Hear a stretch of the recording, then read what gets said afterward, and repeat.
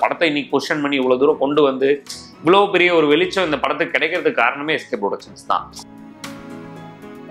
நான் யோகி பாபு சாருக்காக ஒரு படம் மட்டும் ட்ரை பண்றேன். ஓகே. ஸோ அது அவருக்கு கதை பிடிச்சிருச்சு. பட் எஸ்கே சாரும் ரொம்ப பிடிச்சிருக்குன்னு சொன்னாரு அந்த சீன், அந்த சீக்வென்ஸ். எப்ப பார்த்தாலும் அந்த சீன் சொல்லுவாரு, நடிச்சே காட்டுவார் காலியா. நீங்க ரெண்டு பேரும் சர்ப்ரைஸ் ஆகணும் அப்படின்னு சொல்லிட்டு என்ன விஷயம் சொல்ல போகும்போது அவர் வந்து வேணாம் சொல்லாதீங்க, சர்ப்ரைஸ் தானே ஆகணும்னு சொன்னீங்க, நீங்க டேக்ல சொல்லுங்க, அங்க நான் சர்ப்ரைஸ் ஆகிக்கிறேன். கிளைமேக்ஸ் முடிச்சுட்டு செகண்ட் ஹாஃப் கிளைமேக்ஸ்லாம் முடிச்சுட்டு வந்து நாங்கள் பார்க்கும் போது ஃபர்ஸ்ட் வந்து பக்கத்தில் உட்காரும் போது அவர் கொஞ்ச நேரம் பேசவே இல்லை. அதுக்கப்புறம் பார்த்தா அவர் அழுதுட்டு இருந்தார் கொஞ்ச நேரம். அவரு ஏதோ பர்சனல் லாஸ் கனெக்ட் ஆகி அவர் தான் ஃபர்ஸ்ட் சொன்னார் செகண்ட் ஹாஃப் எக்ஸ்ட்ரானரியா இருக்கு அப்படின்னு. 95% வேலை வாய்ப்பு வழங்கும் வேலம்மாள் இன்ஜினியரிங் காலேஜ் சென்னை. இந்த ஆண்டுக்கான மாணவர் சேர்க்கை நடைபெறுகிறது. TNEA counselling code 1120. ப்ரோ வணக்கம். வணக்கம் ப்ரோ. வாழ்த்துக்கள். ஃபர்ஸ்ட் ஹவுஸ்மேட்ஸ் உடைய வெற்றிக்கு வாழ்த்துக்கள். ரொம்ப சந்தோஷமா இருக்கு. Thank you bro. உங்களை சந்திச்சு இந்த சந்தோஷ முகத்தோட ஹவுஸ்மேட்ஸோட சக்சஸ் பத்தி பேசுறது. கண்டிப்பா. இன்டர்வியூல படத்தை பத்தின டீட்டெயில்டான விஷயங்கள் உள்ள இருக்க சில விஷயங்கள்லாம் நீங்க ரிலீஸ்க்கு முன்னாடி நிறைய ஸ்பாய்லர்னு பேசாம இருந்திருப்பீங்க. ஸோ அதெல்லாத்தையும் நம்ம பேச போறோம். கண்டிப்பா. ஸோ ஃபர்ஸ்ட் இந்த சக்சஸ்ல இருந்து ஆரம்பிக்கலாம். ஓகே. எப்படி இருக்கு உங்களுடைய ஸ்டேட் ஆஃப் மைண்ட், மக்களுடைய வரவேற்பு? இல்லை ரொம்ப சப்போர்ட், ரொம்ப ஹாப்பியாக இருக்குது. என்னென்னா இவ்வளோ ரிசப்ஷன் கிடைக்கும்னு நாங்கள் எதிர்பார்க்கல, அதுவும் ஃபர்ஸ்ட் வீக்லேயே. ஓகே. ஏன்னா ரொம்ப பட்ஜெட் வைஸ் சின்ன படம், அட்டென்ஷன் பெருசாக இல்லை. அது எஸ்கே சார் உள்ளே வந்ததுனால ஒரு அட்டென்ஷன் கிடைச்சது இந்த படத்துக்கு. அதையும் தாண்டி வந்து இந்த படத்தோட ஐடியாவே என்னென்னா, எனக்கு பர்சனலாக என்னென்னா தமிழில் வந்து எப்பயுமே புதுசாக படங்கள் வராதான்னு ஆடியன்ஸ் எப்பயுமே எதிர்பார்த்துட்டு இருப்பாங்க, புது கான்செப்டில் வராதான்னு. ஸோ அந்த மாதிரி கொடுக்கும்போது அதை ரிசீவ் பண்ணிக்கிறாங்க, நல்லாவே ரிசீவ் பண்ணிக்கிறாங்க. அது நம்ம கடந்த காலம் இவ்வளோ வருஷம் பார்த்துட்ருக்கோம். ஸோ அந்த மாதிரி ரிசீவ் பண்ணிக்கலாம்னு நினச்சோம். பட் அதையும் தாண்டி நிறைய ரிசப்ஷன் என்னென்னா ஃபேமிலி ஆடியன்ஸ்லேருந்து வரதை நாங்கள் எதிர்பார்க்கவே இல்லை. இவ்வளோ பெரிய ரிசப்ஷன் எதிர்பார்க்கல. ஏன்னா யூஸ்வலாக வந்து உங்களுக்கு ஒரு புது கான்செப்ட் வரும்போது அதுக்குன்னு ஒரு ரொம்ப ஹார்ட் கோர் சினிமா ரசிகர்கள் இருப்பாங்க, அவங்க அதை ரிசீவ் பண்ணுவாங்க. பட் இதை ஃபேமிலிஸ் என்ஜாய் பண்ணது நாங்கள் எதிர்பார்க்கவே இல்லை. ரொம்ப சந்தோஷமா இருக்கு. Super super bro. ஸோ இந்த ஸ்கிரிப்ட் நீங்க என்ன படத்துல ஒர்க் பண்ணும்போது ஸ்டார்ட் பண்ணீங்க? ஏன்னா நீங்க தமிழ் படம் 2ல ஒர்க் பண்ணிருக்கீங்க, டகால்டில ஒர்க் பண்ணிருக்கீங்க, டிமாண்டி 2ல கோரைட்டரா ஒர்க் பண்ணிருக்கீங்க. எந்த டைம்ல இந்த ஸ்கிரிப்ட் உங்களுக்கு ஐடியா வந்தது? எப்போ எழுதுனீங்க? அது ஆக்சுவலாக சொல்லணும்னா டிமாண்டி காலனி 2 எடிட்டிங்ல இருந்தோம். ஓகே. அப்போ வந்துட்டு சிஜிக்காக நிறைய ரெஃபரன்சஸ் பார்த்துட்டு இருந்தோம். சிஜி டீமோட டேரக்டர், நாங்கள் டேரக்டரோட வீட்டில் சிஜி டீமுக்கு ரெஃபரன்ஸ் காட்டுறோம். அப்போ ஒரு இமேஜ், பர்டிகுலர் இமேஜ் ஒன்று பார்க்கும்போது எனக்கு ஒரு ஐடியா, ஒரு செவரில் நிறைய எழுத்துக்கள் இருந்த ஒரு இமேஜை பார்த்தேன். ஓகே. ஸோ அந்த மொமெண்ட்ல என் கூட ஆக்டர் பஹுருதீன் அண்ணன் ஒருத்தர் இருந்தார், நாங்கள் 2 பேரும் இருந்தோம். எனக்கு அந்த இமேஜ்லேருந்து ஒரு சின்ன விஷயம் ஒன்று ஸ்பார்க் ஆச்சு. ஓகே, இப்படி தான் ஒரு வீட்டில் ஒரு ஃபேமிலி போகிறாங்க. ஃபர்ஸ்ட் கிடைச்சது எனக்கு இன்ட்ரோல் பிளாக் தான். ஒரு பேய்ன்னு நினச்சிட்டு நிறைய விஷயங்கள் அவங்க பயந்துட்டே இருக்காங்க. கடைசியில் தான் தெரியுது இன்ட்ரோல் பிளாக்ல பார்த்து அவங்க வீட்லேயே இன்னொரு ஃபேமிலியும் இருக்காங்க அப்படின்னு. அந்த இன்ட்ரோல் பிளாக் மட்டும் கிடைச்சிது. டக்குன்னு அவர்கிட்ட சொன்ன உடனே நல்லா இருக்கு, ஐடியா நல்லா இருக்கு, நிறைய ஃப்ரெண்ட்ஸுக்குலாம் ஃபோன் பண்ணி சொன்னேன், எல்லாருமே நல்லா இருக்குங்க. ஸோ அந்த மொமெண்ட்ல ஸ்டார்ட் ஆனது தான் இது. ஸோ அதுலேருந்து அப்படியே டெவலப் பண்ணி ஒரு கதையாக ஃபார்ம் பண்ணது தான். Okay okay. ஏன்னா ஃபங்க்ஷனில் பேசின மாதிரி அந்த படத்தோட ப்ரொடியூசர் மிஸ்டர் விஜயபிரகாஷ், நீங்கள் எல்லாமே ஒரே காலேஜ் ஃப்ரெண்ட்ஸ்ன்னு சொன்னாங்க. உங்களுக்காக தான் அவர் இந்த படத்தை ப்ரொடியூஸ் பண்ணதா சொன்னாங்க. ஸோ இந்த விஷயங்கள் பற்றி கொஞ்சம் டீட்டெயிலாக பேசலாம்னு நினைக்கிறேன். ஸோ எல்லாருமே படத்தில் சினிமாட்டோகிராஃபர், எடிட்டர் எல்லாருமே உங்களோட ஃபேன்ஸ் தான். ஸோ இந்த ஃப்ரெண்ட்ஷிப் உருவானது எப்படி? ஏன்னா என்னன்னா எல்லாரும் ஃப்ரெண்ட்ஸா இருந்ததுனால தான் இவ்வளோ பெரிய ஒரு விஷயம் நடந்தது படத்துக்கு. எல்லாரோட சப்போர்ட் தான் இது. ஸோ என்னோட சப்போர்ட் மட்டும் கிடையாது, எல்லாரோட சப்போர்ட். விஜய் வந்து என்னுடைய கிளாஸ்மேட், காலேஜ் மேட். ஓகே. நாங்கள் வந்து ஒரு 16 இயர்ஸாக ஃப்ரெண்ட்ஸ் நாங்கள். ஸோ வந்து என்னோட எல்லா ups and downs, high and low எல்லாத்துலேயுமே என் கூட இருந்த ஒரு ஃப்ரெண்ட் அவன். ஸோ நான் சினிமாவில் இருக்கும்போது நிறைய சப்போர்ட் கிடைக்காது, உங்களுக்கு தெரியும். ஸோ எனக்கு பேக் போன் மாதிரி இருந்து சப்போர்ட் பண்ணுறதுனால தான் ரொம்ப ஏர்லியிலேருந்தே பேசிகிட்டு இருப்போம். அவன் வந்து நான் அவங்க கூட படம் பண்ணும். பட் நான் அதை ஒரு கான்ஷியஸாகவே அதை அவாய்ட் பண்ணுவேன். காரணம் என்னன்னா, ஒரு நல்ல ஃப்ரெண்ட்ஷிப் வந்து ஏதோ ஒரு வகையில் பாதிச்சிடக்கூடாது. ஏன்னா அவனோட ஃபேமிலி, அவங்க ஒய்ஃப் எல்லாருமே, அவங்க ஒய்ஃபும் என்னோட கிளாஸ்மேட் தான். ஓகே. நாங்கெல்லாம் ஒன்றா படித்தவங்க. அவங்க ஃபேமிலி எல்லாம் எனக்கு ரொம்ப பழக்கம். ஸோ ஏதோ ஒரு விஷயத்தில் வந்து நம்ம பையனை வந்து ராஜவேல் சினிமா கூப்பிட்டு போய் அது வந்து தப்பாயிடுச்சு அப்படின்ற ஒரு பேர் வந்துடக்கூடாதுன்னு கான்ஷியஸாக ரொம்ப வருஷமாக அவாய்ட் பண்ணிருந்தேன். பட் ஒரு கட்டத்தில் வேற ஒருத்தர், விஜயோட ஃப்ரெண்டு ஒருத்தர் மிஸ்டர் அபுதாயிர், அவர் வந்து ப்ரொடியூஸ் பண்ணுறதா இருந்து. பட் அது சில காரணங்கள் நடக்க முடியாமல் போனதுனால அவன் இனிஷியேட் எடுத்து சரி பரவாயில்ல நான் இதை பண்ணுறேன். அவனுக்கும் அந்த ஐடியா ரொம்ப பிடிச்சிருந்தது. ஏன்னா நான் எல்லா கதையுமே அவன்கிட்ட சொல்லுவேன். நான் எந்த கதை ரெடி பண்ணாலும் இந்த ஐடியா எப்படி இருக்கு அப்படின் போது அது நல்லா இல்லைன்னு ஓப்பன் ஹார்ட்டடாக சொல்லிடுவாங்க. ஸோ நமக்கு அது ஒரு நல்லா இருக்கும். ஏன்னா ஒரு ஓப்பனாக சொல்லிடுறது நல்ல விஷயம். ஏன்னா அது வேணாம் அங்கேயே தூக்கி போட்டுருவோம். ஸோ அதனால அவன் வந்து அப்படிதான் உள்ள வந்தார். நிஷார் வந்து அவன் என் கூட ஒர்க் பண்ண குலீக் தான், எடிட்டர், அசிஸ்டன்ட் எடிட்டரா. ஸோ நாங்கள் நிஷார் ஆகட்டும், சதீஷ் ஆகட்டும், எல்லாருமே என்னுடைய அந்த கஷ்டமான காலகட்டத்தில் நாங்கள் ஒன்றா ட்ராவல் பண்ணோம்.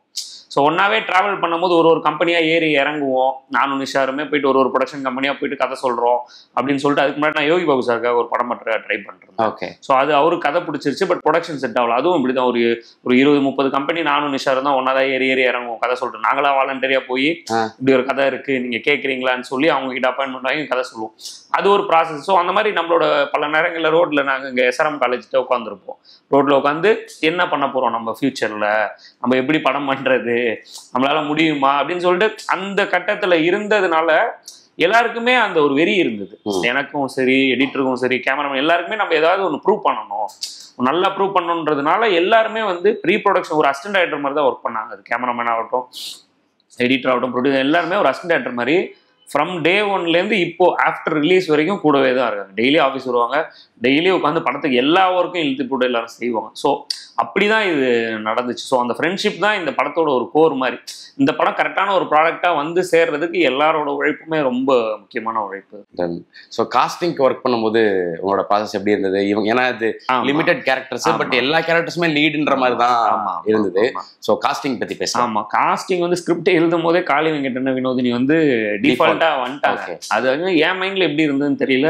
2 பேருமே நிறைய படம் ஒன்னா சேர்ந்து நடிச்ச மாதிரி என் மைண்ட்ல ஆட்டோமேட்டிக்கா விஷுவல் ஆயிடுச்சான்னு தெரியல. நான் அப்படிதான் நினைச்சேன். ஓகே, இவங்க பேர் போல இருக்கு, ஒரு பேரா நிறைய படம் நடிச்சிருக்காங்கன்னு என் மைண்ட்ல வந்தனால ஆட்டோமேட்டிக்கா உட்காந்துட்டாங்க. ஏன்னா இவரோட கேரக்டருக்கு ஒரு இன்னசென்ஸ் தேவைப்பட்டுச்சு, காளி அண்ணனுக்கு ஒரு இன்னசென்ஸ் தேவைப்பட்டுச்சு. அதனால தான் நான் வீடை கொடுத்துட்டு போறேன்னு சொல்லுவார்.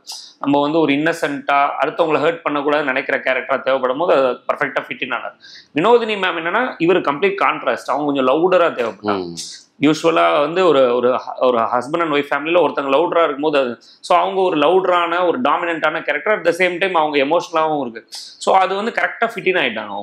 தர்ஷன் சார் எப்படின்னா வந்து எங்களுக்கு ஹீரோவுமே வந்து ஒரு ஹீரோயிக் கேரக்டராக தேவைப்படலை படத்தில். ஒரு பாய் நெக்ஸ்ட் டோர் இமேஜ் தான் எல்லாரும் அக்செப்ட் பண்ணிக்கக்கூடிய ஒரு கேரக்டராக தேவைப்பட்டார். ஸோ அப்போ ஈஸியாக எங்களால் வந்து அவர் அப்ரோச் பண்ணவும் முடிஞ்சது. அவர் கேரக்டரும் பர்ஃபெக்டாக ஃபிட்டினாக இருந்தார். ஸோ அதனால அவரையும் அப்ரோச் பண்ணோம். ஹர்ஷா வந்து ஒரு உண்மை சொன்ன மாதிரி ஒரு ஃப்ரெஷ் ஃபேஸ் தேவைப்பட்டுச்சு எங்களுக்கு. தமிழில் நிறைய படங்கள் பண்ணாத ஒரு ஃப்ரெஷ் ஃபேஸ் ஒன்று தேவைப்படும் போது சரி பார்க்கும்போது அவங்க உன்னி முகுந்தன் அசோசியேட்ஸ்லாம் பண்ணியிருந்தாங்க, நல்லா நடிச்சிருந்தாங்க. ஸோ இங்கே அவங்கள நம்ம இது பண்ணலாம் அப்படின்னும் போது கென்ட்ரிக்கும் வந்து அப்படிதான். என்னன்னா நிறைய பசங்க பார்த்தோம், 100கணக்கான பசங்களோட ஃபோட்டோஸ்லாம் வந்துச்சு, ஆடிஷன் பண்ணோம். பட் எதுவுமே வந்து நாங்கள் எதிர்பார்க்குற ஒரு சுட்டித்தனமும் வேணும், அட் த சேம் டைம் அந்த பையனை பார்க்கும்போது ஒரு சின்ன ஒரு ஃபீலும் ஒன்று எமோஷனும் தேவைப்பட்டுச்சு. இவன் ஃபோட்டோவை பார்க்கும்போது எங்களுக்கு நல்லா இருந்துச்சு. ஸோ ஓகே, இவனை கூப்பிடணும் போது அவன் கரெக்டாக ஃபிட்டின் ஆகிட்டான். ஸோ எல்லாருமே நல்லா இருந்தது. தீனா ஆகட்டும், அப்துல் ப்ரோ எல்லாருமே அந்த கேரக்டர் கரெக்டாக ஃபிட்டின் ஆயிருந்தாங்க. அது ஒரு சந்தோஷம். ஏன்னா கேஸ்டிங் அக்செப்ட் பண்ணிக்கிட்டது ரொம்ப சந்தோஷம். சூப்பர். ஸோ படம் ஆரம்பிக்கும் போது பார்த்திபன் சாரோட வாய்ஸ்ல இருந்து ஆரம்பிக்கலாம் அப்படின்ற ஐடியா யாருடையது? யார் வேணாலும் அது பேசலாம், பட் பார்த்திபன் சார் பேசும்போது ஒரு சின்ன யூனிக்னஸ் இருக்கு. ஸோ அந்த ஐடியா யாரோடது? இல்லை, எனக்கு பார்த்திபன் சார் ரொம்ப பிடிக்கும். எனக்கு ஆக்சுவலாக நாங்கள் மீட் பண்ணும்போது கூட சொல்லிட்டு இருந்தேன், இந்த படத்தை ஆரம்பிக்கும் போது நிறைய பேர்கிட்ட நான் சொன்னது. ஏன்னா நிறைய டவுட்ஸ் எனக்குள்ள இருந்துச்சு. நிறைய வெளியிலேருந்து பார்க்குறவங்களுக்கு இது ஒரு எக்ஸ்பெரிமெண்ட்னு தெரியாது. எங்களுக்குள்ள என்னதுன்னா ஒரே வீட்டுக்குள்ள நம்ம ஒரு படம் பண்றோம், அது எவ்வளவு நேரம் மக்கள் பார்ப்பாங்க? 2 மணி நேரம் நம்ம படம் பண்றோம் போது ஒரே வீட்டுக்குள்ள இருக்குன்னா எவ்வளவு நேரம் தான் மக்கள் அதை பார்ப்பாங்க? அந்த ஒரு போர் அடிச்சிடாதா, என்னடா வீட்டுக்குள்ளேயே சுத்தி எடுத்துட்டு இருக்கீங்கன்ற ஒரு பயம் இருந்தது. அப்ப எனக்கு வந்து கான்ஃபிடன்ஸ் கொடுத்த படம் வந்து ஒத்த செருப்பு தான். ஒருத்தரால வந்து ஒரு படத்தை ஒரே லொகேஷன்ல ஒரே ஆர்டிஸ்டா 2 மணி நேரம் கண்ட்ரோல் பண்ண முடியும், ஒரே வீட்டுக்குள்ள ஒரே கேரக்டர் ஹோல்ட் பண்ணியிருந்தாரு. ஸோ அப்போ எனக்கு தோணுது ஓகே, ஒரு ஸ்கிரிப்டா வந்து ஒருத்தரால வந்து இவ்வளவு தூரம் வந்து ஸ்கிரிப்ட் ஸ்ட்ராங்கா இருந்தா அதை ஹோல்ட் பண்ண முடியும் ஆடியன்ஸ். ஏன்னா நான் வந்து ஒத்த சிறப்பு எந்த எக்ஸ்பெக்டேஷன் இல்லாமல் போனேன், பட் தியேட்டர் போகும்போது கம்ப்ளீட்லி ப்ளோன் அவே. ஓகே, ஸோ அந்த ஃபீலிங் இருக்கும்போது அப்போ நமக்கு அது ஒரு பெரிய கான்ஃபிடென்ட்டாக இருந்தது. அதே மாதிரி அவரோட வாய்ஸ் ரொம்ப யூனிக்கானது. கரெக்ட். ஸோ நம்ம கொடுத்த டைலாக் வேற, டக்குன்னு அதை அவர் வேற ஒன்றா மாத்தினாரு.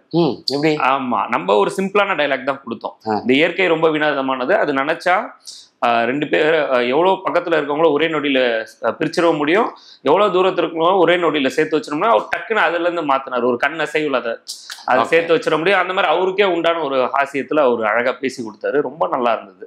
ஸோ அவருக்கும் இந்த நேரத்தில் நான் ரொம்ப தேங்க் பண்ணிக்கிறேன். Super super bro. ஏன்னா ஸ்க்ரீன்ல நீங்கள் எழுதும்போது, ஏன்னா படம் ட்ரெய்லர் கட் பண்ணது நான் எடிட்டர் படம் பார்த்துட்டு நான் பேசினேன். அவர்கிட்ட கேட்டது என்னன்னா, உங்களுக்கு உண்மையாகவே ட்ரெய்லர் ரிலீஸ் ஆனதுக்கப்புறம் நீங்க சாட்டிஸ்ஃபைடா தான் இருந்தீங்களா அப்படின்னு கேட்டு, சத்தியமா இல்ல அப்படின்ட்டாரு. ஏன்னா படத்துல இருக்க ஃபர்ஸ்ட் ஒரு 20-25 நிமிஷத்தை தான் நீங்க ட்ரெய்லரா காமிச்சிருக்கீங்க. இப்போ உள்ள இருக்க சில விஷயங்கள் வந்து ரிலீஸ் பண்ணி சொல்ல முடியாது, அதுதான் சஸ்பென்ஸ் ஃபேக்டர். அப்போ ஒரு எடிட்டரோட மனநிலை எப்படி இருக்கும் அப்படின்றது தெரிஞ்சுக்கணும்னு நினைச்சேன். ஸோ அந்த கிளவர் டெசிஷன், இது எப்படி வேணாலும் இதாக மாறலாம். ட்ரெய்லர் ரொம்ப சுமாரா இருக்கு அப்படின்றனால கிரௌடு வராம கூட போலாம். இப்போ ஆப்போசிட்டா நம்ம என்ன நினைச்சிருக்கோமோ அது நமக்கு நடந்தது ரொம்ப ஹாப்பி. சோ இந்த முடிவு எடுக்கிறதுக்கு ஒரு பெரிய யோசனை தேவைப்பட்டிருக்கும்ல. நிறைய டிஸ்கஷன் போச்சு ஆக்சுவலா, கதையை சொல்றதா வேணாமா அப்படின்னு சொல்லிட்டு. கதை சொன்னா ட்ரெய்லர் ஹிட் ஆயிடும், படத்துக்கு பெரிய எக்ஸ்பெக்டேஷனோட வந்துருவாங்களோ அப்படின்னு சொல்லிட்டு பயம் வருது. அதை நம்ம மீட் பண்ணிட முடியுமா அப்படின்னு சொல்லிட்டு. இன்னொரு பக்கம் ஏன்னா இன்டர்வல் பிளாக் ஒரு பெரிய பிளஸ்ஸா இருக்கு படத்துக்கு.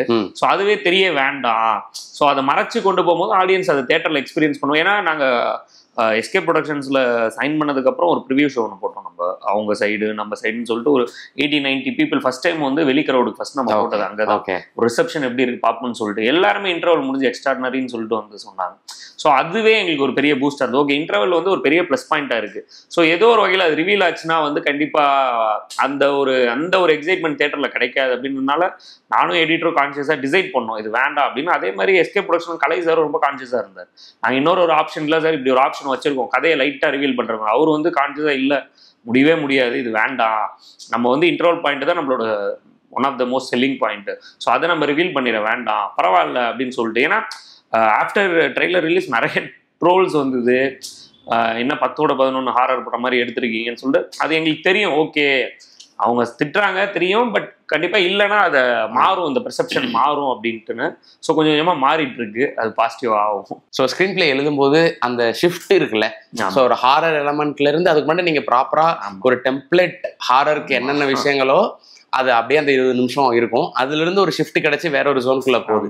ஸோ அதை நீங்க எழுதும் போது எவ்வளவு எக்ஸைட்டடா இருந்தீங்க, எந்த பாயிண்ட் ஆஃப் டைம்ல அந்த ஷிஃப்ட் வைக்கலான்றது முடிவு பண்ணீங்க? இல்லை அதான் அந்த இன்டர்வல் பிளாக், அது நாங்கள் பிளாக்காக தான் ட்ரீட் பண்ணுவோம் அந்த ஜானர் ஷிஃப்ட்டு. ஸோ அது ஃபுல்லாகவே ஒரு பிளாக் தான். அது இப்போ பார்க்கும்போது எங்களுக்கே ஷாக்கிங்காக இருக்குது, என்னன்னா கிட்டத்தட்ட ஒரு 17 நிமிஷம் வருது அந்த பிளாக்கு. ஓகே, டோட்டலாக. ஸோ வந்து அந்த பிளாக் நீங்கள் சொன்ன மாதிரி ரொம்ப எக்ஸைட்டடாக இருந்துச்சு. ஏன்னா அங்கே ஒன்று ரிவீல் ஆகுது, 2 பேரும் உயிரோடு தான் இருக்காங்க, 2 பேரும் ஒரு வீட்டில் தான் இருக்காங்க, அதுக்கப்புறம் வேற காலகட்டம். இது எல்லாத்தையும் ஒன்று ஒன்றா அப்படியே ரிவீல் பண்ண வேண்டிய பாயிண்ட் இருந்தது. ஸோ அது ஒன்று ரிவீல் ஆக அதுவே நமக்கு ஒரு எக்ஸைட்மெண்ட்டாக இருக்குது. எழுதும் போதே வந்து ஸோ இது இந்த பாயிண்ட்ல ரிவீல் பண்ணலாம், இது இந்த பாயிண்ட்ல ரிவீல் பண்ணலாம் அப்படின்னு சொல்லிட்டு. ப்ளஸ் எங்களுக்கு பெரிய ப்ளஸ் என்னன்னா என்ன ஆச்சுன்னா, நாங்கள் வந்து எல்லாத்தையுமே, ஏன்னா நான் ஃபர்ஸ்ட் டைம் டைரக்டர், எடிட்டரும் ஃபர்ஸ்ட், கேமராமேன் ஃபர்ஸ்ட், நமக்கு ஒரு எக்ஸ்பீரியன்ஸ் இருக்கு, பட் இருந்தாலும் எப்படி பண்ணுவோம்னு எங்களுக்கே தெரியாது. ஸோ நாங்கள் என்ன பண்ணோம், எல்லாமே டெஸ்ட் ஷூட் பண்ண ஆரம்பிச்சோம். ஆப்வியஸ்லி அசிஸ்டன்ட் டைரக்டர்ஸ் வச்சு ஹாரர் சீன்ஸும் ஷூட் பண்ணி பார்த்தோம், எப்படி வருது அப்படின்னு சொல்லி. இப்போ நீங்க படம் பார்க்குற சீன் அப்படியே நாங்கள் ஷூட் பண்ணி எடிட் பண்ணி பார்த்து அதில் எதெல்லாம் மாற்றலாம், என்னென்ன ஷார்ட்ஸ் புதுசாக ஆட் பண்ணலாம்னு சொல்லிட்டு திரும்பவும் ரீஷூட் பண்ணி ஹாரர்லாம் பண்ணோம். சேலஞ்சிங்கு இந்த இன்ட்ரோல் பிளாக்கையும் நாங்கள் ஷூட் பண்ணிட்டோம் ஃபுல்லாகவே ஏடிஸ் நான் எல்லாம், ஏன்னா ஆள் தேவை, 5 பேர் தேவைன்னு சொல்லிட்டு நாங்களே ஃபுல்லாக ஷூட் பண்ணி திரும்ப அதை எடிட் பண்ணி பார்த்து திரும்ப அதுலேருந்து எதெல்லாம் குறைக்கலாம், எதெல்லாம் கிறிஸ்பாகலாம்னு சொல்லி நாங்களே ஃபுல்லாக ஷூட் பண்ணி எடிட் பண்ணி பார்த்துட்டோம். ஒரு 8-10 மினிட்ஸ் வந்துச்சு. அதுவே எங்களுக்கு ஒரு எக்ஸைட்டிங்காக இருந்துச்சு பார்க்கும்போது, பரவாயில்ல நல்லா இருக்கு. ஸோ இப்படி இது இங்கேயே இது ஒர்க் ஆகுதுன்னா, அது சிஜிலாம் இருக்காது, நார்மலாக இங்கேயே இது ஒர்க் ஆகுதுன்னா கண்டிப்பாக வந்து தேட்டரில் ஒர்க் ஆகும்னு சொல்லி அப்பயே எங்களுக்கு ஒரு கான்ஃபிடன்ஸ் வந்துருச்சு. ஸோ அதனால தைரியமா பண்ணோம், அது ஈஸியா இருந்துச்சு. ஸோ இன்டர்வல் பிளாக்ல ஒரு ஹை மூமெண்ட் வச்சு முடிக்கிறீங்க. ஸோ அதுக்கப்புறம் இது எப்படி போகுதுன்ற போது அதுக்கப்புறமும் கொஞ்சம் ஃபன் எலமெண்ட் இருக்கு, அதுக்கப்புறமும் அந்த எமோஷன் ஷிஃப்ட் ஆகி ஒரு எமோஷனான ஒரு விஷயத்தோட முடியுது. ஸோ ஃபர்ஸ்ட் ஹாஃப்ல எதையும் ஒரு ஜானர் ஷிஃப்ட், செகண்ட் ஹாஃப்ல ஒரு எமோஷன் ஷிஃப்ட். ஸோ இது கண்டிப்பா இருக்கணும், இப்படி அந்த எமோஷனோட படத்தை முடிக்கணும், அதுக்கு முன்னாடி நம்மள ஃபன் ஃபீல்டா கலகலன்னு வச்சுக்கணும். ஸோ இதை எழுத்துல கொண்டு வரதுல இந்த சேலஞ்சஸ் பத்தி பேச. ஆமா, ரொம்ப சேலஞ்சிங்கா இருந்துச்சு, சொன்ன மாதிரி தான். ஏன்னா ஷிஃப்டா ஒரு ஸ்லோவா ஷிஃப்ட் ஆகுறது சில பேரால் அக்செப்ட் பண்ணிக்க முடியாது. ஸோ அது ஒரு ப்ராசஸ். பிளஸ் என்னன்னா, என்னால செகண்ட் ஹாஃப் ஃபுல்லா சீரியஸாகவும் கொண்டு போக முடியல, காமெடியாகவும் கொண்டு போக முடியாது. ஏன்னா எல்லா கதைக்குமே எமோஷன் ரொம்ப முக்கியம். இந்த கதையில என்னன்னா, ஒரு ஃபேண்டசியா நம்ப முடியாத ஒரு விஷயத்த நம்ம சொல்றோம், சயின்ஸ் ஃபிக்ஷன் ஆகட்டும் ஃபேண்டசி ஆகட்டும், அதை ஜஸ்டிஃபை பண்றதுக்கு ஒரு பாயிண்ட் ரொம்ப ஸ்ட்ராங்கா தேவைப்பட்டுச்சு. ஸோ அதுக்காக தான் அந்த எமோஷனே வந்து நாங்கள் சூஸ் பண்ணதுக்கு காரணம்னா, இதை எப்படி ஜஸ்டிஃபை பண்ண போறோம். இப்போ நேச்சர் தான் இதை பண்ணுச்சு அப்படின்னா அது ஏன் பண்ணணும் அப்படின்ற ஒரு ஜஸ்டிஃபிகேஷன் ரொம்ப ஸ்ட்ராங்காக எங்களுக்கு தேவைப்பட்டதுனால தான் இந்த எமோஷன் சூஸ் பண்ணோம். ஏன்னா என்கிட்ட வேற ஒரு ஆல்டர்னேட் செகண்ட் ஹாஃப் இருந்துச்சு. எப்படி அது வந்து என்னன்னா, சும்மா ஒரு ஐடியாக்காக, சும்மா ஐடியா ஸ்டேஜில் தான் இருந்தது. ஐடியாவா எப்படின்னா, இந்த 2 பேருக்குள்ள சண்டை வராது, ராதர் வந்து 2 பேரும் ஃபேமிலியும் பாசிட்டிவா இருப்பாங்க. அவங்களுக்குள்ள எப்படின்னா எப்படி ஆயிரும்னா, 2 பேருமே கஷ்டத்துல இருக்க கேரக்டர்ஸா இருப்பாங்க. இவரும் வீடு வாங்கி கஷ்டத்துல இருப்பார், அவங்களும் ஒரு கஷ்டத்துல இருப்பாங்க, பையனுக்கு ஏதோ உடம்பு. ஸோ என்ன 2 பேருமே ஹாப்பியா 2 பேருக்குள்ளுமே ஒரு அண்டர்ஸ்டாண்டிங் வந்துடும். செகண்ட் ஹாஃப்ல வந்து என்ன ஆகுனா நம்ம கஷ்டத்தை போக்குறது இந்த வீட்டை யூஸ் பண்ணிக்கலாம்னு சொல்லி இந்த 12ல வந்து இந்த லாட்ரி அடிக்கிறது, ரேஸ் அடிக்கிறது, பணத்தை சம்பாதிக்கிறதுக்காக இவங்களுக்கு ஹெல்ப் பண்ணுவோம். 2 பேருக்கும் பணம் தான் பிரச்சனையா இருக்கும். ஸோ அந்த பணத்தை நம்ம வந்துட்டு சம்பாரிச்சிட்டோம்னா 2 பேருக்குமே இது செட்டில் ஆயிடும்னு சொல்லி இவங்களை பணம் சம்பாதிக்க அவங்க ஹெல்ப் பண்ணுவாங்க. இந்த பணத்தை நீங்க 22ல எங்களுக்கு கொடுத்துடணும் எங்களோட ஷேர்ன்னு சொல்லி இவங்க பேசியிருப்பாங்க. ஸோ பேசிட்டு ஒரு டேட் சொல்லியிருப்பாங்க, நாளைக்கு இந்த டேட்ல நீங்க 22ல இந்த பணத்தை வந்து எங்களுக்கு கொடுத்துருங்க இந்த இடத்துலன்னு. பார்த்தா அவங்க வரமாட்டாங்க. ஸோ வரலன்ன உடனே தான் இவங்களுக்கு என்ன தோணும்னா அப்ப நம்மள சீட் பண்ணிட்டாங்க அப்படின்னு சொல்லிட்டு இவங்க வந்து சொல்லுவாங்க, நீங்க எங்களை ஏமாத்திட்டீங்கன்னு 12ல இருக்கவங்க கிட்ட சொல்லுவாங்க. நீங்க வருவீங்கன்னு எதிர்பார்த்தோம், ஆனா நீங்க வரல, நீங்க எங்களை ஏமாத்திட்டீங்க, பணத்தெல்லாம் கொடுக்கல அப்படின்னு சொன்ன உடனே தான் அவங்களுக்கு கில்ட் ஆகி மறுநாள் காலைல ஒரு டிவிடி வரும். டிவிடி பணம்லாம் அந்த இதுவானதெல்லாம் வரும். என்னன்னா அவங்க கொடுத்துருப்பாங்க, பட் ஆனா இவங்க உயிரோட இருந்திருக்க மாட்டாங்க 12ல இருந்தவங்க. ஸோ அதுக்கப்புறம் ப்ரெசென்ட்ல இருக்கவங்க எப்படி பாஸ்ட்ல இருக்கவங்களை காப்பாத்தினாங்க அப்படின்ற மாதிரி ஒரு இதுவா பண்ணோம். அதுதான் அந்த இவரு சொல்றாரு, ஒரு டூருக்கு போனாங்க இந்த காய்கறிக்காரர் சொல்றாங்க, அது மேபி அப்படி கூட இருந்திருக்கலாம். அது ஒரு டைவர்ஷன் ஃபேக்டர் மாதிரி யூஸ் பண்ணோம். பட் என்னன்னா இது இந்த மாதிரி ஒண்ணு பண்ணோம்.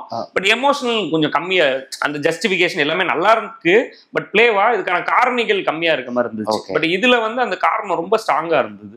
இந்த இப்படி ஒரு விஷயம் நடந்ததே அந்த அம்மாக்காக தான்.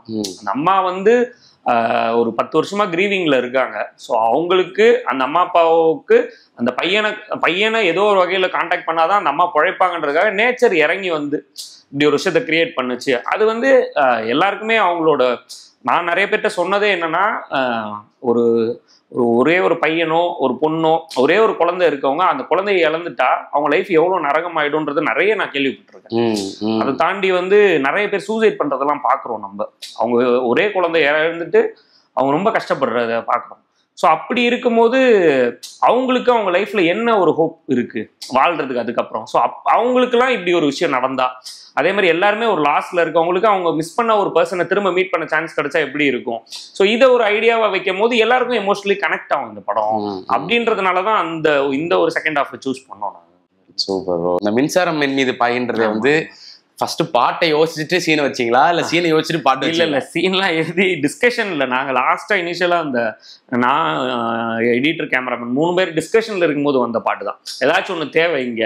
ஃபர்ஸ்ட் பாட்டு தான் உங்களுக்கு? பாட்டு இல்ல, சீன் இருந்தது. சீன் மெயின் பாக்ஸ் ஆன் பண்ற ஷாக்கடி. ஸோ இங்க ஏதாவது ஒன்று போட்டோம்னா நல்லா ஒர்க் ஆகும், ஏதாவது ஒரு ஹியூமர் ஆட் பண்ணலாம் அப்படின்னு சொல்லும் போதுதான் சரி இந்த பாட்டு நல்லா இருக்கு, இதை ட்ரை பண்ண. நிறைய பாட்டு வச்சிருந்தோம், பட் இந்த காப்பிரைட் இஷ்யூலாம் வரதுனால அதெல்லாம் பண்ண முடியல. ஆனா இதுதானே மின்சாரம் என் மீது? இல்ல இதுக்கு சொல்லல, வேற சீன்ஸ் சின்ன சின்ன வச்சிருந்தோம். பட் ரொம்ப ஃபோர்ஸ்ட் ஆயிட போகுது, வேண்டாம் அப்படின்னு சொல்லிட்டு அதெல்லாம் அவாய்ட் பண்ணிட்டு வெறும் இதுக்கு மட்டும் ஆப்டா ஃபிட்டா இருந்தது.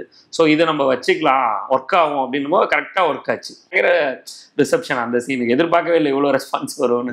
அவர் எஸ்கே சாரும் ரொம்ப பிடிச்சிருக்குன்னு சொன்னாரு அந்த சீக்வன்ஸ். எப்ப பார்த்தாலும் அந்த சீன் சொல்லுவாரு, நடிச்சே காட்டுவார் காலியான மாதிரி.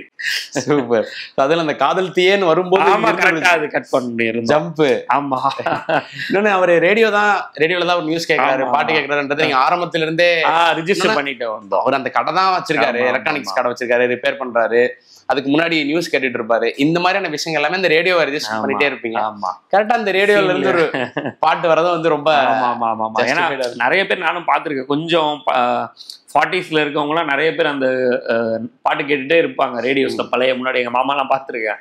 ஸோ அந்த மாதிரி ஒரு விஷயமா இவரை ட்ரீட் பண்ணலாம். சாங்ஸ் இவருக்கு ஆக்சுவலா அவர் அங்கே ஃபீல் பண்ணும்போது அங்கே ஒரு சாங் போட்டிருப்போம். அந்த அம்மா வந்து பேசும்போது நைட் வந்து வீட்டை இவர் கொடுத்துடலாம் அவங்களுக்குன்னு சொல்லும் போது அங்கேயே ஒரு பாட்டு தான் இருந்தது. பட் அதுவும் எங்களால யூஸ் பண்ண முடியும். ஸோ அந்த மாதிரி அவர் வந்து ஒரு பாட்டு கேட்குற கேரக்டராகவே நாங்க படத்துல டிராவல் பண்ண வச்சிருந்தோம். எல்லாம் சீனுக்காகன்னு இல்லாம அவர் எப்பயுமே பாட்டு கேட்டுட்டே இருப்பாரு எங்கேயுமே அப்படின்னு சொல்லிட்டு. ஸோ அதுக்கு நீங்க சொல்ல மாதிரி கரெக்டா மின்சாரம் வந்து ஆப்டா ஃபிட் ஆயிடுச்சு. இந்த இடத்துல கரெக்டா பிளாஸ்ட் ஆயிடுச்சு அந்த இடம். அவருமே ரசிச்சு அந்த அவர் பயங்கரமா பெர்ஃபார்ம் பண்ணியிருப்பாரு அந்த சீன். எனக்கு ரொம்ப ஹாப்பி என்னன்னா, காளி அண்ணனை வந்து கொஞ்சம் ஒரு 4-5 இயர்ஸா ரொம்ப சீரியஸான ஆக்டரா மட்டுமே ட்ரீட் பண்ணிட்டு இருக்காங்க. அவர் ஒரு பயங்கரமான பெர்ஃபார்மர், அது தெரியும். பட் அவருக்குள்ள இருக்க ஃபன் சைடு மறந்துட்டாங்க எல்லாருமே. ஏன்னா முண்டாசுப்பட்டிலாம் நான் வந்து பயங்கரமா ரசிச்சேன் அவரோட காமெடி. அப்புறம் வாயை மூடி பேசுவோம்லாம் பயங்கரமா பண்ணியிருப்பாரு.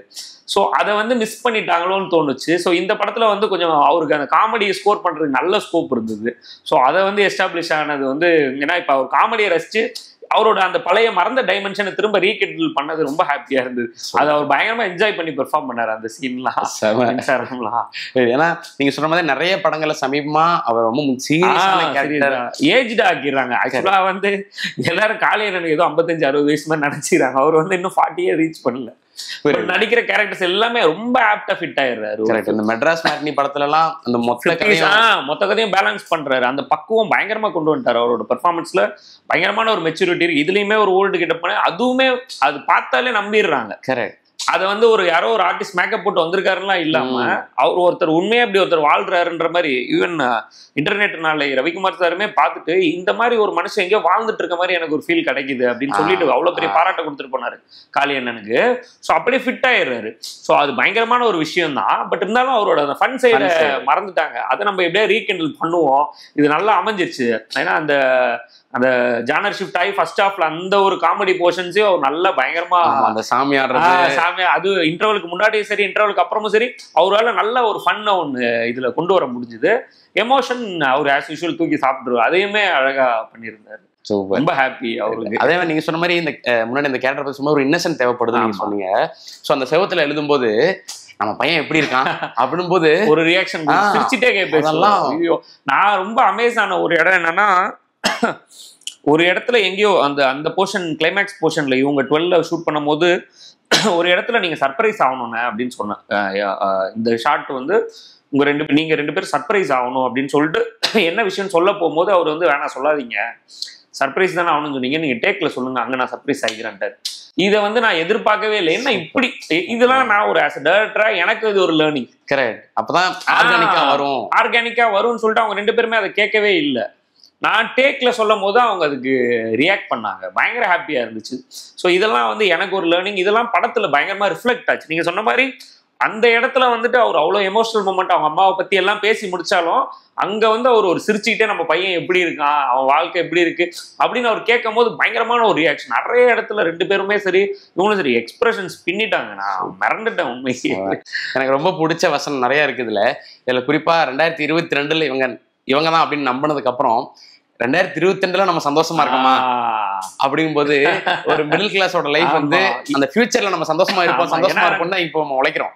அந்த ஏக்கமும் நம்ம சந்தோஷமா இருக்கணும்னு அவங்க கிட்ட இருந்து அந்த பதில் வரணும்ன்ற ஒரு பரிதவிப்போட அவர் அந்த கேட்கறது இருக்குல்ல, அது செம்மையான வசனம். அதை சூப்பரா அவரும் டெலிவரி பண்ணிட்டாரு.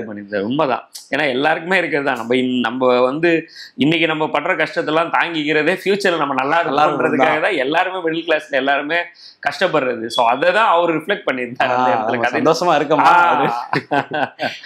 ஸோ எனக்கு டப்பிங் பத்தி தெரிஞ்சுக்கணும். இந்த ஓல்டு ஏஜ் வந்ததுக்கு அப்புறம் அவரோட டப்பிங் குரல்லே வந்து அவ்வளவு மாற்றம் அவர் கொடுத்துருப்பாரு. இதுக்குள்ள ஃபன் ஃபீல்டாவும் எமோஷனாவும் இந்த ப்ரெசென்ட்ல இருந்தாலும் அதுக்கு நீங்க ஒர்க் பண்ணதை பத்தி இல்ல, அது கம்ப்ளீட்டா காளியண்ணனுக்கு தான் கிரெடிட். காளியண்ணன் வினோதினி மேம்க்கு தான். ஏன்னா நம்ம எதுவும் சொல்ல, நம்ம சொன்னோம் இது ஓல்டு கெட்டப்னு அவங்க நடிச்சுட்டாங்க அதுவும் தெரியும். பட் டப்பிங்ல வந்துட்டு ஏன்னா ஃபர்ஸ்ட் எல்லாம் இந்த யங் போர்ஷனை முடிச்சிட்டாங்க. அவங்க முடிச்சுட்டு தான் வந்து ஓல்டு தனியா பண்ணிக்கலாம், சின்ன வாய்ஸஸ் இருந்தா கூட எங்க எல்லாமே முடிச்சிருவோம்னு சொல்லிட்டு எல்லாம் முடிச்சுட்டு ஓல்டு கம்ப்ளீட்டா வேற ஒண்ணு பண்ணாரு.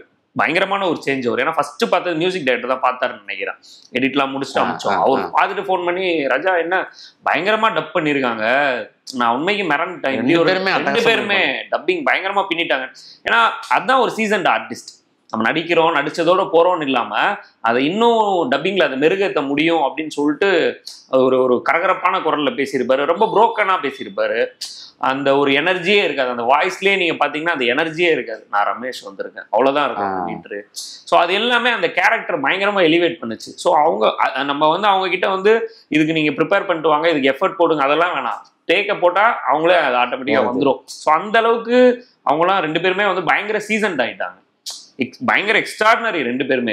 காளியண்ணன் பயங்கரமான ஒரு கேரக்டர், ஒரு ஆர்டிஸ்ட். வினோதினி மேமும் பயங்கரமான. ஸோ அவங்களாம் வந்து அவங்களோட டேலண்ட்ஸுக்கு இன்னும் நிறைய ரோல்ஸ் கிடைக்கணும்னு நான் ஆசைப்படுறேன். ஏன்னா பயங்கரமான டேலண்ட்டு, எங்கேயோ போகணும் அவங்க. இன்னும் ஆல்ரெடி அந்த பொசிஷன்ஸ் வந்துட்டு இருக்காங்க. பட் ஸ்டில் ஒரு பயங்கரமான பெர்ஃபார்மன்ஸ். நம்ம மலையாளம்லாம் கம்பேர் பண்றோம் நிறைய பேரை. ஸோ அதுக்கு ஈக்குவலான டேலண்ட்ஸ் இங்கேயே எவ்வளோ பேர் இருக்காங்க. ஸோ அது வந்து இன்னும் நிறைய ரீச் ஆகும்னு நான் ஆசைப்படுறேன். இன்னும் ஹை பொசிஷன்ஸ் அவங்க போகணும். ஏன்னா இதெல்லாம் நீங்க சொல்ற மாதிரி பாக்குறவங்களுக்கு ஏதோ பயங்கரமா ப்ரிப்பேர் பண்ணிட்டு வந்து பேசின மாதிரி இருக்கும். நமக்கு அதெல்லாம் அவங்க ஓகே இதுனா யங் முடிஞ்சா ஓகே ஓல்டு கிட்ட வரேன்னு சொல்லிட்டு அடுத்த 5 நிமிஷத்துல அதை வந்து மாறிடுறாங்க. ஸோ அதை பார்க்கும்போது யாரு இவங்க எப்படி இதெல்லாம் பண்றாங்க? ஏன்னா அதுக்கு பின்னாடி அவங்களோட இத்தனை வருஷம் உழைப்பு இருக்கு. காளி அண்ணன் ஆகட்டும், வினோதினி மேம் ஆகட்டும், இவங்க தேட்டர் பேக்ரவுண்ட், அவர் அந்த ஷார்ட் ஃபிலிம்ல வந்ததாகட்டும், கிட்டத்தட்ட ஒரு 20-25 வருஷம் உழைப்பு இருக்கு. அதுதான் நம்ம இன்னைக்கு ஸ்கிரீன்ல பாக்குறோம். இது இன்னைக்கு நேரத்து வரல அவங்களுக்கு. சூப்பர்.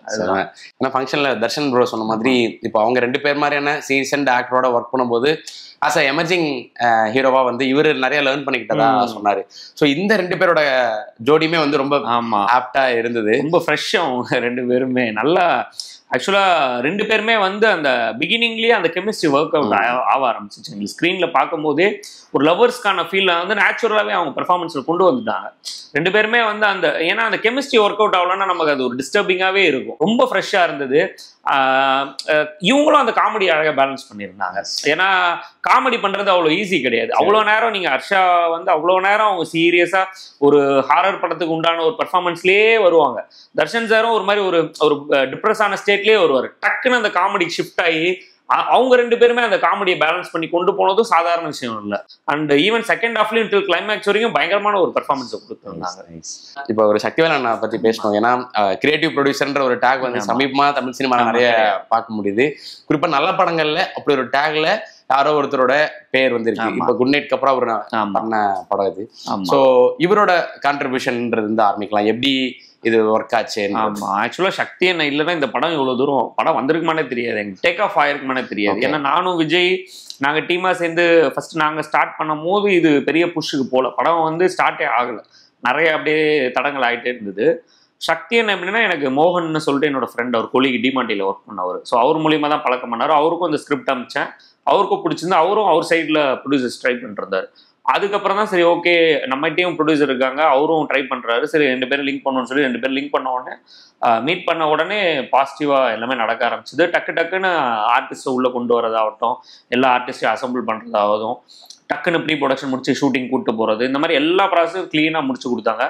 அதே மாதிரி போஸ்ட் ப்ரொடக்ஷனும் பக்காவாக முடிச்சு கொடுத்தாங்க. ஃபஸ்ட்டு படம் பார்த்தது அவர் தான். எங்களுக்கு பயம் இருந்தது. ஆக்சுவலாக என்னென்னா டப்பிங் முடிச்சிட்டோம், டப்பிங்க்கு முன்னாடி நாள் டப்பிங் வெர்ஷன் ரெடி பண்ணிட்டோம். அப்போ படம் ரொம்ப லென்த்து.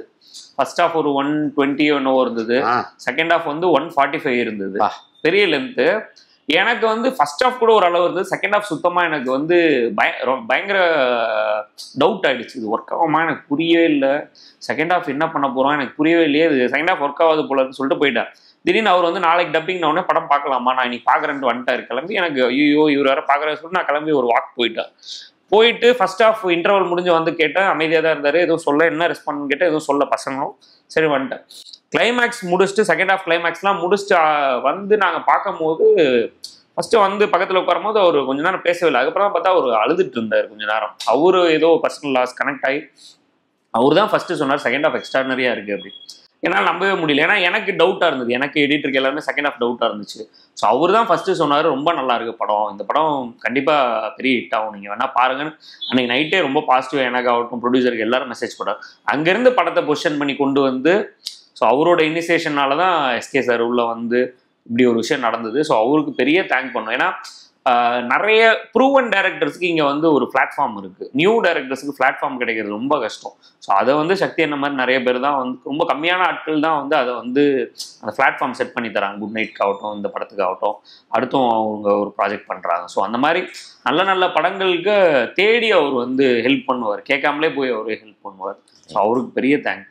ஸோ சிவகார்த்திகேயன் ப்ரொடக்ஷன்ஸ் உள்ள வந்ததுக்கு அப்புறம் ஸோ இவங்க எல்லாரும் ஃபர்ஸ்ட் டைம் படம் பாக்குறாங்கல்ல, அப்போ என்ன சொன்னாங்க, எஸ்கே அண்ணனும் முன்னாடியே படம் பார்த்துட்டாருன்னு சோஷியல் மீடியால பார்த்தோம். ஸோ அவர் ஃபர்ஸ்ட் டைம் படம் பார்த்துட்டு. ஆமா, அதுதான் ஆக்சுவலா என்னன்னா நாங்கள் ஃபர்ஸ்ட் எங்களுக்கு எப்போனா சைன் பண்ணோம், தர்ஷன் சாருக்குலாம் சைன் பண்ணோம் பிப்ரவரியில்.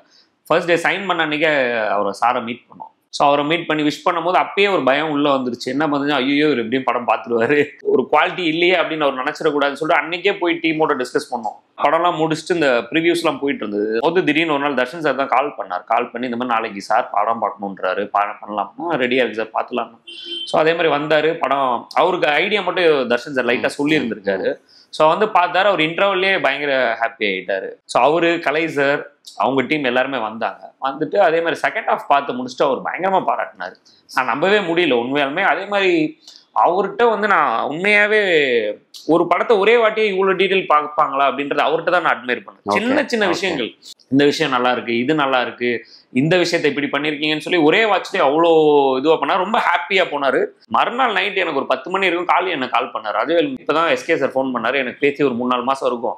அவர் ஃபோன் பண்ணி ரொம்ப பாராட்டினார் படத்தை, ரொம்ப நல்லா இருக்கு, அதுவும் மின்சாரம் பாட்டு எனக்கு ரொம்ப பிடிச்சிருக்கு, உங்களுக்காக கேட்டு பாருன்னு சொல்லிட்டு இது பண்ணாரு. அதுக்கப்புறம் இங்கே நாங்கள் அதுக்கப்புறம் அந்த அக்ரிமெண்ட்லாம் சைன் பண்ண டைம் வரும்போது அப்பயே சொன்னார், நான் ஸ்ரீலங்காவில் இருந்தேன் பராசக்தி ஷூட்டிங்கில், உங்கள் படத்தோட வீடியோ லிங்க் வாங்கி ஓட்டி அந்த மின்சாரம் சீன் வரைக்கும் அங்கே அதை பார்த்துட்டு தான் நான் தூங்கினேன் அப்படின்னாரு. ஏன்னா அவர் வந்து எல்லா ஆடியன்ஸ்க்கான படம் பண்ணணும்னு நினைக்கிறாரு. ஸோ அவரை இந்த படம் இம்ப்ரெஸ் பண்ணுச்சுன்னு நினைக்கும் போதே ரொம்ப ஹாப்பி. அதுக்கப்புறம் கலை சார் பயங்கர ஹாப்பி. ஏன்னா கலை சார் நாங்கள் என்ன பயந்தோம்னா, ஒரு பெரிய ப்ரொடக்ஷன் எஸ்கே ப்ரொடக்ஷன் மாதிரி ஒரு கம்பெனியில் நம்ம படத்தை கொண்டு போய் கொடுக்கும்போது அவங்க சொல்கிற எல்லாத்தையுமே நம்ம பண்ணி ஆகணும், இது எப்படி வரும், ஏதாச்சும் கை வச்சிருவாங்களா, மாற்றிடுவாங்களா, நீங்கள் சொன்ன ட்ரெய்லரு எல்லாமே மாறுமான்னு நினச்சோம். பட் அவங்க எதுவுமே சொல்லலை. ஏதாவது ஒரு விஷயம் இதை மாற்றிக்கலாம் அப்படின்னு சொன்னால் கூட, இல்லை சார் நம்ம இப்படி இருந்தால் நல்லா இருக்கும்னா ஓகே, நமக்காக அவங்க ஃபைட் பண்ண ஆரம்பிக்கிறாங்க. இல்லை அவங்க சொல்கிறதா கரெக்ட் அப்படின்னு. நாங்கள் அதை எதிர்பார்க்கவே இல்லை. ஏன்னா பெரிய டீம்கிட்ட போகும்போது அந்த ஒரு இது இருக்கும், நமக்கு ஒரு பயம் இருக்கும், இன்செக்யூரிட்டி, அது எல்லாத்தையும் பிரேக் பண்ணி படத்தை இன்னைக்கு பொசிஷன் பண்ணி இவ்வளோ தூரம் கொண்டு வந்து இவ்வளோ பெரிய ஒரு வெளிச்சம் இந்த படத்துக்கு கிடைக்கிறதுக்கு காரணமே எஸ்கே ப்ரொடக்ஷன்ஸ் தான். ஏன்னா இந்த படம் வந்து ஈஸியாக அண்டர் ரேட்டடாக போகக்கூடிய படம் தான் இது. படம் நல்லா இருக்குங்க, ஆனால் பார்க்கல, ஓடிடியில் பார்த்தோன்ட்டு போயிடுவாங்க. பட் இந்த படத்தை ஃபேமிலிஸ் உள்ளே வர வச்சதே வந்து இதில் வந்து எஸ்கே ப்ரொடக்ஷன்ஸ்னு ஒரு பேனர் இருந்ததுனாலே, சிவகார்த்திகேயன் சார்னு ஒரு நேம் இருந்ததுனால தான் ஃபேமிலிஸ் நம்பி வராங்க. ஓகே எஸ்கே சார் ஒரு படம் பண்ணுறாருன்னா கண்டிப்பாக அது நல்லா இருக்கும் அப்படின்றத நம்பி உள்ளே வராங்க. ஸோ அதுவே பெரிய சப்போர்ட் எங்களுக்கு. அவங்களுக்கு பெரிய தேங்க் பண்ணேன். Super bro, thank you so much. So happy. இந்த வெற்றியை சக்ஸஸ் வந்து என்ஜாய் பண்ணுங்க. அடுத்தடுத்து நீங்க பண்ண போற விஷயங்கள் எல்லாத்துக்கும் வாழ்த்துக்கள், congratulations, best wishes. Thank you so much. Velammal engineering கல்லூரியில் BE, ME, BTech மற்றும் MBA படிப்புகளுக்கான அட்மிஷன் நடைபெறுகிறது. மேலும் விவரங்களுக்கு கல்லூரியின் இணையதளம் அல்லது 8939221120 என்ற எண்ணை தொடர்பு கொள்ளவும்.